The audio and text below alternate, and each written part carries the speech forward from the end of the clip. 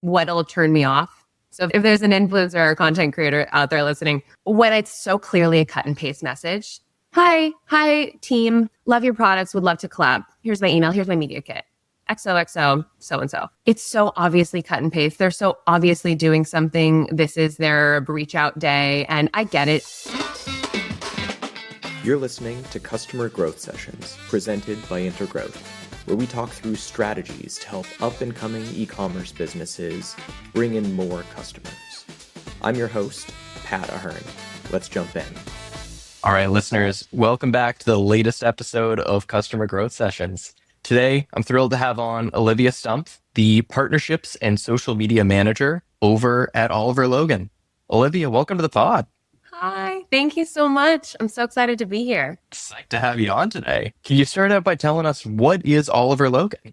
Yeah, of course. Oliver Logan is a Los Angeles-based denim brand we're based in Los Angeles, and we create, our whole ethos is like denim that's comfortable, denim that fits. What we are not is trendy. We don't chase trends. We're not looking for the next craziest pattern or shape or whatever. But basically, we're trying to be part of every woman's capsule collection of denim. Denim is in like the heart of everybody, no matter where you are and no matter what age you are. And that's really our thing. Our thing has been from the jump, like we make denim for every body and everybody. So that's really what Oliver Logan is. We started in 2019. I came in at around 2022, and it's just been growing ever since. And it was so fun when we first met, getting to hear, I guess it was at this point, like 3-4 years ago, probably 4 years ago, I guess, that you joined the team, hearing how you've kind of gotten exposure to like every leg of the marketing department while you've been there. But I know nowadays, one of the things that I really want to dive into today is talking about like user-generated content and influencer marketing in particular. We were talking before this, UGC is a huge revenue stream for the business. And, really, like I would say social media at large, but particularly influencer relationships, user-generated content have been two huge factors for the business. And I know you guys have a little bit of a contrarian take on some of those elements that I'm just like to jump into today. Yeah. Can we start out, though, talking about what we mean when we talk about the idea of partnership marketing? So what does that term mean to you? Oh my God. I think it means something different to everybody. So I can only say what it means to me and what it means to our company. Partnerships to me, I mean, like partnerships are relationships, right? So like a partnership to Nike is $500,000 to $3 million, I don't know, zillions of dollars feels like. To us, it's me climbing into, or another person who's helping me, or my assistant or whatever, who's helping me do content management, going into someone's DMs and being like, oh my God, girl, I love your style. Can I send you some jeans? Like that's a partnership. That's a relationship.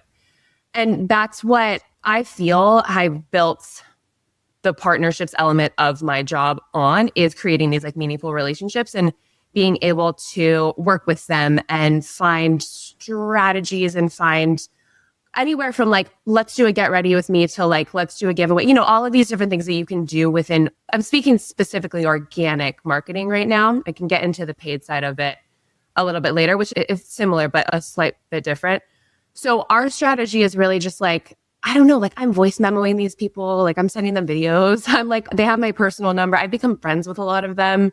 And we talk about work, and we also talk about like not work. And it's been mutually beneficial for a lot of these creators, which we can also get into a little bit later, but like they want exposure too. So I think what we've done successfully, and not necessarily on purpose, is made getting content not this like scary thing where you have to be like, oh, well, that influencer has 500,000 followers. Like he or she or they probably doesn't want to work with us because we're smaller, we can't pay or whatever. Like they want to promote brands that they want, that they want the thing, the stuff, the gift, and B, that they want to work with or that they believe in and like. So I think that, yeah, we have taken an unconventional approach in that we don't spend very much money on influencer partnerships. And we do that in the same breath, in a very mutually beneficial way. So that's kind of the overall, and there's all the elements, we can get into each element of that, but that's really kind of our mission there, or my mission. So many good follow-ups that I want to dive into from that. I think the first one I want to get into is, how do you go about finding a really great influencer that you're excited to work with? This definition will change based on, so a content creator is like anywhere from, and you make a reel and you post it, someone who makes content, right? So like the umbrella is all content creator, but not all content creators are influencers. So like the traditional influencers, like the Paris Hiltons and I think we get it. If I say Paris Hilton, like that, like she's a traditional influencer, and then it's changed, the Alex Earls of the world and stuff like that. And they have power and they can say this lipstick is the best. And next thing you know, that lipstick's out of stock. And then there's content creators who they could consider themselves micro influencers. They could consider themselves just straight up content creators where like they come to me or they come to us and they say, I have this great idea for this reel and I want to wear this jean and I want to do this thing and I want you to pay me this much money and you can have it for this long and you can run it as an ad for this long. And they're like, I don't want anything to do with it. I don't really want my name in it. I don't care if my social media is attached to it or not. This is my business. I'm almost like they're actors. It's kind of more like an acting contract there in a way. And then, but the influencers that we're writing their name, like their title. So like we have a very strong content creator, that first one that I was talking about sort of style, where we have these mostly women, exclusively women, because we're a women's denim brand that make content for us. And then we go and put our advertising dollars behind it, or we put it on our organic socials, which we have, you know, pretty decent following for an e-com brand that we've built organically. And we put our power behind their content. And that's been really successful for us. On the influencer side of things, those are like all of those successful ones we've had have been flukes. Like it's just, I think we can get into this whole tracking element of like tracking influencers and stuff, but there's a couple ways that we do track and it'll just be one person bought our stuff or it was in some PR package that they came across or they thrifted it. That's another thing that's been kind of cool. People thrift things and are like influencers find things and it's vintage or whatever. And then their affiliate link just like pops off.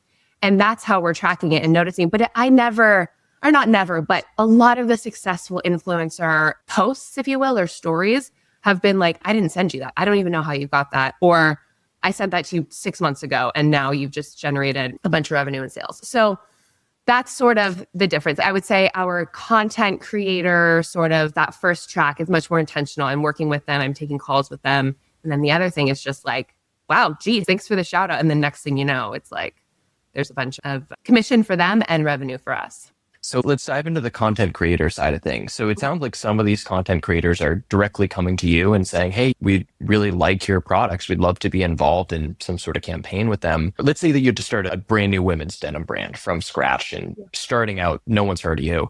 How would you approach the process knowing what you know now to say, okay, I really want to get, maybe it's 20 content creators. How would you go about finding them from day one?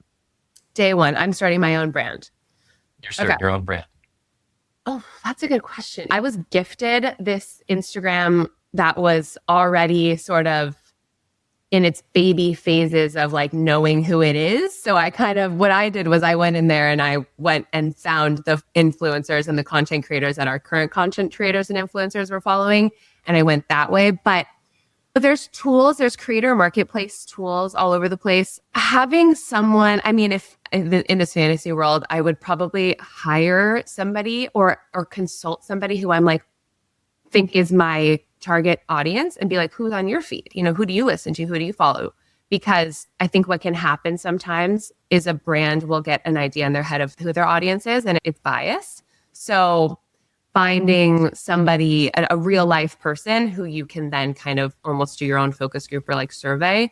I mean, this is my fantasy brand, right? Where I have an unlimited budget and I can hire whatever I want, that kind of thing. I realize that's not the reality, but I mean, the Instagram and TikTok, like the algorithm is so amazing and it's so mysterious, obviously, but it's so amazing that you can find anything and you can search things. Yeah, you can search women's and whatever and just pull people that you think would wear your stuff. And I think that would be a place to start. And then also like, as you get bigger, people find us like 9 times out of 10, I'll get an email to the partnerships email. And I'm like, yeah, you are our girl. I mean, it's very rarely am I like, this isn't on brand. Like people find you at a certain point and it's just a matter of like getting in front of the right eyeballs.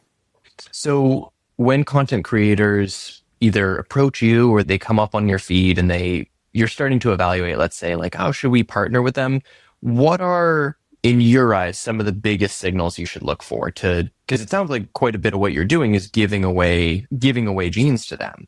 products aren't free. They're maybe more affordable sometimes than paying someone to do this big PR campaign or this big influencer marketing campaign.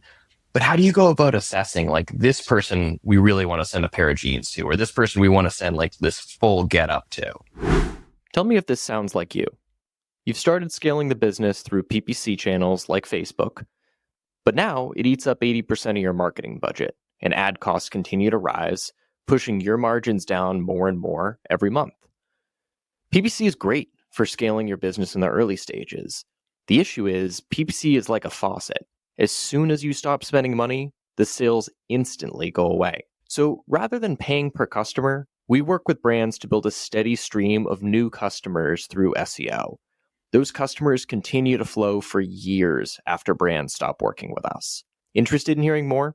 Reach out to us directly at intergrowth.com/CGS to book a complimentary strategy session with our team.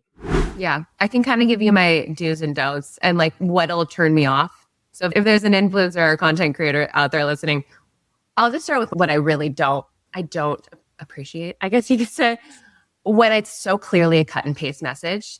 Hi team, love your products, would love to collab. Here's my email, here's my media kit. XOXO, so-and-so. It's so obviously cut and paste. They're so obviously doing something. This is their reach out day. And I get it. I'm all for streamlining your day and process or whatever, but just a little something. We're really accessible. Like if you look at our Instagram, you know my name, you know our designer's name, you know our CEO's name. We're very like team forward, especially like on our TikTok too. Like it wouldn't be that hard to be like, hey, Olivia. I mean, maybe it would be. You maybe have to do too much digging to figure that out. But like, and on the flip side of that, there has been creators who have come to me who like do know my name and they have studied the website a little bit and they're like, oh, I would really love to try this silhouette and this top. And I think these could go together. And this is kind of my content brief. Like that's like the other side of it where I'm like, oh yeah, you like get over here. Let's work together. And those are the people that I'm really willing to take a call with and like work something out. And those have been the most meaningful relationships thus far because they start as relationships. So that is a big turnoff. The plug and play sort of, hey team message in the DMs. I also think this is a little step beyond that. Let's say like I go, okay, I'll go with influencer so-and-so who said the thing I don't like because they have a good following or they're on brand for us or whatever. And then they get product and then they just ghost. That's also a bummer, which happens sometimes. I guess that's kind of before the phase that I've been able to sort of smell those out as I've gotten better. I've definitely made the mistake. I've definitely given away a product. My boss who's listening to this at some point, I've certainly lost product and we all know that. And that's kind of part of the game. But yeah, there's a point where you can kind of start to tell people are just looking for stuff, for free stuff. So that would be something. And then, yeah, I really think that's my big thing is like having someone reach out to me that cares and is reasonable with their rates too. I think that this industry has gotten really bloated. There's no rules. There's people who are giving away free content. There's people who are charging upwards of $10,000 to $15,000 for one reel. And some of these people don't even have a very engaged following. So there's no rules. Everyone's making up their own rules. We're also making up our own rules, it feels like, on the brand side as well. And I'm choosing to treat each creator individually. And most of them have been really flexible with me as well. And sometimes it's not a good fit. They're like, no, this is it. And this is what I do. And I'm out. But that, I think flexibility and like personalization are two things I really look for with content creators and influencers. Can you share some of the red flags that you've learned over time that someone is clearly just in it to get some free products and high likelihood they're going to ghost you afterwards? Totally. I mean, the copy and paste is number one. Gosh, but this is kind of in line with the copy paste thing. It's like, it's this interesting little slide trick where they're like, follow you, like a couple of, it's almost like they're flirting with us. Like they're trying to literally slide into the DMs and like get on our radar in this way, like make us feel special, which I think that can be part of a bigger strategy. And I do appreciate that when it's coupled with like a nice, big, juicy follow-up email that's like, this is what I want to do for you guys. And this is how I want to partner with you guys. So that's a little bit of a red flag. It just feels a little spammy. When people like promise that I promise I'm a creator. Like there's this kind of, those are actually, I think sometimes actual spam. Like I promise I live in the United States of America. I'm like, okay, you don't have to, but thank you for promising that. That's a red flag. When they're unwilling to learn about our brand and they just want to slap their vibe onto it and it's clearly not a good fit. I think that's a big red flag too. It's like, yeah, if the person who comes after us, not that our persona isn't expanding every day. She totally is. But there's just like some elements of, everybody's different. That creator is for a different brand. So like, if it's just like really off brand, if we don't align on our values, that's a big red flag too.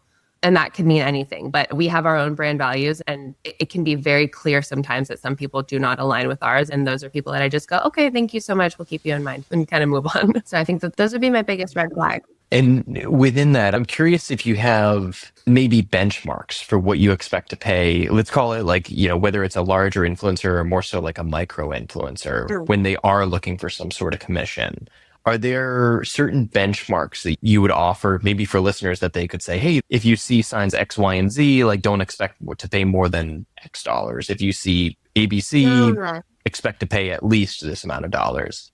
Yeah, we're pretty willing to negotiate with anybody. So I'll say like the standard, what I was kind of taught in this is it's 10% of your following typically. So, there was a time when you could expect to be paid 10% of what your following is for a post and or a reel. Stories are a little different. What I see now is like a lot of creators packaging their things together. What I see now is like also the instant discount. Like this is what I normally charge, but this is what I want to charge for you because I love you guys. And it's like, okay, thank you. That might be part of your strategy, a discount strategy, which I think there's a level of thoughtfulness there. That's nice. But yeah, they're bundling. Last I heard, that was kind of the typical, but we work with a couple of really close content creators that like have become, I call them stylists actually, like on the back end. Like, we haven't quite done like a huge marketing behind them being our stylists, but they're creators that are on a rotation where they get sent styles, whenever we need content for them, they get paid their set rate and they give us like a bunch of content, and it's kind of like a photo shoot. Like it's a lifestyle photo shoot that's rooted in UGC, but it's not like a selfie in the mirror and somebody's like, love these. It's truly they're styling it, they're putting it together, they're making content that's like very on brand and what we've talked about. So we have a couple of those kind of on rotation, and that's where we get a lot of our great, and this isn't just content for ads, like it's content for emails, for our website. We send it to our wholesale, we put it on decks, we send it out when I'm pitching things to other brand, like giveaways, all that stuff. So that's what more just for our content library and for our ads as well. We do those often. And those are just sort of, we consider them like more part of our family. And they're like our stylists. And we go to them and we've written emails about them too. Like one person that comes to mind is this creator who we work with named Caitlin. And she's so fashionable. And she's just like, can just style anything in her sleep. And she does this, she's part of this, I guess I'll call it program, but she's just essentially kind of like an extension of us. So we really rely on those creators for that type of ongoing content. Amazing. So I'm curious, for other brands, let's say whether they are like all in on some form of like partnership marketing, partnership management, or whether they're just looking to dip their toes in the water, what are some of the signs that you would lead you maybe to recommend that a business invest in like hiring a full-time partnership manager to oversee that for them? I would say like when they start to get organically called out a lot on social specifically, let's say maybe they have some type of a survey also that goes out post-purchase and it's like, how'd you hear about us? I heard about you through an influencer. I heard about you through a friend or something. There's clearly people are talking about them and they're not paying for it. It's not this paid media, or maybe it actually even is. That could also be part of it too. But you're noticing that you're getting some organic traction. And then, your social media manager, who maybe is a college intern, comes up to you at the time and is like, hey, I don't know what to do with all this content. Can we use it? Can we not? Having somebody who is knowledgeable at least and dedicated to understanding the nuances that come with content, how these people want to be spoken to. You can't just rip a picture and make it an ad. That is illegal and you will get in trouble for it. If not now, later. A lot of brands, I can truly talk for hours about that. But having somebody understand, like, yes, the legalities and the formalities around it, I would say, yeah, once you start to, and I understand my answer is kind of like, well, when the vibe feels right, but kind of when the vibe feels right, like you notice people are talking about you and you want to capitalize on that organic, I was going to say foot traffic, but I'm not sure what we call foot traffic in a digital world. Eye traffic, maybe mouth traffic. Oh, that was a great answer. And I'm so glad you got into the legal side of things. So maybe with me making the disclaimer that it's not formally legal advice so that none of us get sued from the making of this episode. Yes. Talk to us a little more. Maybe a good place to start. Talk to us maybe about some of the big no-nos when it comes to let's just broadly say like finding content online and posting it to your socials, whether it be in the form of organic or whether it be paid. Yeah, like you post, let's say I have a hat company, you post a hat company. I love this picture. You're like at the beach and you look super, and I don't know any better. And I take your picture. I, first of all, go to a third-party downloader. I download this picture from your Instagram. And it doesn't matter who you are. You could have 500,000 followers or you could have 6 followers. That's your content, right? I take it and I go and I give it to my media team and they run it as a paid ad that says sponsored at the bottom. And when you click that link, the hat that you're wearing pops up and it goes to checkout, whatever. And you had no idea. That's illegal. Does it happen? All the time. But that is illegal. And I think most of the time, everybody handles it differently. I've seen influencers fully sue. I've seen influencers give a slap on the wrist. I've never really seen like, I'm blanking on the name of it, but who are the people that like do the compliance checks on the internet? There's a name. Ooh, I'm trying to think. Are we talking about FCC, FDA? No, FDA. And in any event, that's certainly it's not a good look, first of all. What could really happen, which would be even worse than like a slap on the wrist or like a, hey, you owe me money for that. If you came to me and you're like, hey, I'm $10,000 as an influencer. And I go, oh, shoot, sorry, I give you the 10K. Or I take down the post. What's even worse is if you go, hey, this brand, let's say you are a big influencer. Hey, this brand doesn't pay creators for their content, or this brand doesn't compensate creators for their content. That's when it gets really bad. Then you're put on blast. And that's like, in this cancel culture, we might never recover from that, me and my hat company. So I would say that is one of the biggest no-nos. You always want to ask for usage rights. It is totally above board for you to be like, oh my God, yeah, I love your hat. I love this hat. For sure. Take it. You can have this content for free. There's this app called Refunnel, and it saved my life. It is really, truly like this. I'm really close with the CEO of it because we were one of his first clients, but it's the social media app for social media managers who don't want to be on their phone all the time, because what it does is it saves all of the content that has been posted about you, that you've been mentioned it. There's hundreds of them like this. I really love this one because what this app has is an option to ask for usage rights. And it's a fully legally compliant message that you can actually customize. So our lawyer wrote ours. So if there's a piece of content that like somebody, maybe, so now switching your role, maybe you're not an influencer anymore. You're just like a dad. And you're like, oh my God, cool. Yeah, I'd love to be on an ad. That's great. And you understand everything that's going on. I would send you this little form. You digitally accept. And now we have the rights to that piece of content and we can use it. And there's a paper form. Everything is above board. The reason why it gets so overlooked is because there's not this huge legal form around it. We just have to have some type of permission that's in writing, that's trackable, that we can use your content. And so that's been a lifesaver. And I don't want to get too off topic, but I am truly amazed by the amount of people that don't need to give us their stuff gifted, or they don't need to give us their stuff, essentially their content for free or for very little. Maybe they say, yeah, could you maybe throw me another pair of jeans? And I go, totally, of course, for sure, for this piece of content from this, wonderful influencer or content creator.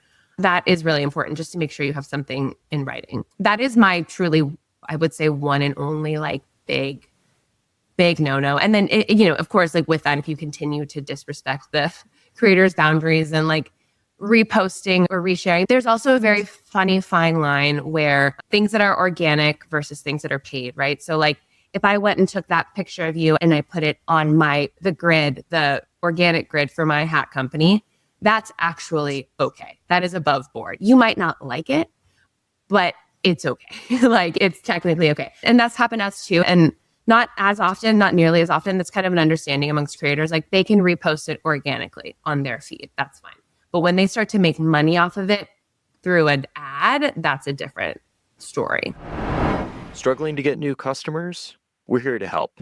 Hey, this is Pat, the host of Customer Growth Sessions. Our agency, Intergrowth, has been helping e-commerce brands like Bella Bridesmaids, Brevity, and JS Dental to get more customers online since 2016. Interested in seeing how we'd help you? Head over to intergrowth.com/CGS to book a complimentary consultation with me. That's intergrowth.com/CGS. All right, back to the show.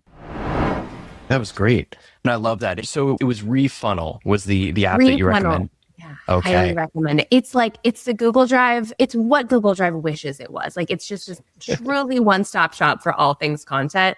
Saves video. It tells you the creator, tells you if it's approved or not. You can make little subfold. I mean, if you like have that type of brain where you like everything, it's that. It's really aesthetically pleasing as well to look at. It's very satisfying. Brilliant. Yeah. One of the other things I wanted to dive into today is talking a little about things that you think other brands get wrong when it comes to, and let's treat it in terms of creator relationships or influencer relationships. We talked about obviously the legal side, just to a small degree there. In your eyes, what are some of the biggest mistakes that you think other people make very often? You know, I have a few friends who also happen to have the same job as me. We all do it a little bit differently. And I would say that something that I hear them say a lot is what I sort of started out speaking about was they don't create relationships and they aren't ongoing relationships. They do a lot of one-off partnerships because they're doing all of this paid stuff. So they have a budget, right? And they're paying influencer X amount to do this one post and this one reel. And there's so much faith in this one post and this one reel. And it doesn't convert, or it doesn't do, or it does do what they wanted it to do, but then they move on. It's so funny to me to move on, to not try the thing that worked again. It's kind of like you got to fatigue it, try it again, do it again. So I think that a mistake that brands make a lot, and I notice that more with brands, and again, just like my colleagues and friends that have bigger budgets, they kind of just use up their budget to do what sort of is asked of them or what's expected of them as their social media manager or the marketing manager, and just do one-off collabs and kind of call it a day. I think the big brands have that figured out. You know, they have ongoing collabs with Kim Kardashian and like that's a different thing. But this kind of like mid to high level e-com space. And I see it with the influencers too. Like the influencers that I follow on my own personal Instagram and TikTok, it's like, oh, they were talking about that brand for a while and then it's done. So it's like, oh, the retainer must be done. And like, that's such a shame because maybe I was about to buy those jeans, or maybe I was about to buy, or there's really something to be said about when I follow somebody, just speaking as like a consumer or just a person in a capitalist society who is very much influenced by influencer culture. If I see the person who I follow and really trust posting about something month after month after month, it's going to get in my head, you know, and not to mention the advertising that's, you know, sneaking in behind me and listening to me on my phone. And like everybody's getting me from all angles. It's another angle to, so yeah, I think that would be one thing that they really do kind of get wrong, and just overspending in the wrong places, these big events. That was phenomenal. Olivia, this has been amazing. I think the second to last thing I wanted to ask you about is what I think is probably going to be like the toughest question when it comes to influencer marketing, content creation, relationships. How do you go about assessing performance and maybe tracking success? Because I would imagine a lot of the results that come out of this are far less tangible in terms of things like brand awareness. So how do you go about approaching that? Couple of ways. And you're right. I will not sit here and say we have this robust tracking system that we know exactly how much revenue an influencer generates or a content creator generates. There's a couple of different apps. I don't have any that I like enough to mention, but there are a couple of apps that you can have trackable links to a piece of content, right? So mostly that piece of content is commissionable. So the way it's tracked is through the commissions. You can kind of see. That's been something that we've explored in the past and does work when we put the numbers side by side with the advertising purchases, the purchases made on the paid advertising and the things that I'm seeing on my dashboard for the affiliate programs. It's not perfect, just because it's like cookies and UTMs and like all of these things that get lost, not to mention like the emotional journey of a shopper, right? So it's like you could be very, very, very top of funnel and get no credit for the purchase because it was so long ago, but you're like, I still have you in my head with that hat that you wore at the beach. Like, so, you know, it's incredibly difficult. Something that we get a lot of is our community, surveying our community. And one of the questions that we have of like, how did you find us is which ad did you see? At one point, one of our surveys said, which ad did you see? And there is this one ad that comes to mind, which is actually from that woman that I was speaking about earlier, one of our kind of stylists. We can definitely say that one of her ads has generated how much, we don't know, but well, I guess we do on one side, but overall probably more because of people seeing it and then coming back to us later when we start to get feedback from our customers of where they're seeing us most. So there has been a couple of creators. Caitlin is one of them. And there's a couple of other ones that come to mind too that have been directly called out as like, and those are the people that we keep really close, right? Like those girls are on speed dial for me. Like I really do know them and I've like created a relationship with them. It's kind of a vibe. It's a bit of a vibe. And if our numbers people were here, they might be like, well, we can look at this and we can track this. And that's not my world. I'm much more on the creative side of things, but watching your content. And I think on the flip side of that too, it's like, who's not working? There's some pieces of content that we put with our ad team and it Meta or TikTok just doesn't even pick it up. And it's like, okay, great. That's not our audience right now. I love it. That was perfect. Olivia, this has been amazing. For listeners that, let's say, A, are interested in checking out Oliver Logan jeans, B, people who are interested in following Oliver Logan and following you, where should they go to learn more? To learn more, to shop Oliver Logan, it's oliverlogan.com. Very simple.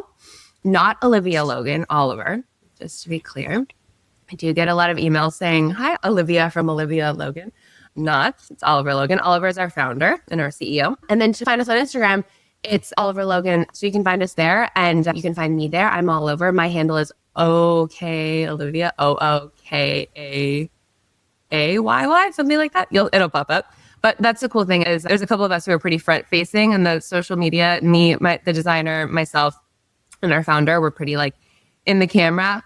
Not so much our founder. He's a little behind the camera, but me and the designer like to kind of take center stage. So you can find us there. But that's where you'll be able to shop our jeans. And we're pretty reasonably priced. I don't know if that's interesting to anybody, but we're at that kind of middle mark. We're not super expensive and we're really high quality. And that's another thing that sets us apart too, is like the product itself is very well made and people, content creators, influencers, and just regular people all want to wear this as well.